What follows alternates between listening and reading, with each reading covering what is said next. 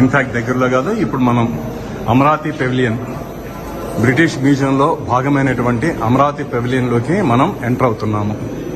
So you can see అత్యద్భుతమైనటువంటి అమరావతి శిల్ప సంపద మీరు చూడొచ్చు. మీరు కుడివైపున కన్నా చూసినట్లయితే అమరావతి సంబంధించిన ఆనాడు స్తూపానికి సంబంధించినటువంటి రిలిక్స్ ఏవైతే ఉన్నాయో అవన్నీ కూడా ఇక్కడ ప్రిజర్వ్ చేయడం జరిగింది. అదృష్టవశాత్తు ఎంతో చరిత్ర కలిగినటువంటి ఈ అమరావతి శాతవాహనుల రాజధానిని తిరిగి మన రాజధానిగా నిర్ణయించడం అన్నది చాలా ముదావహం.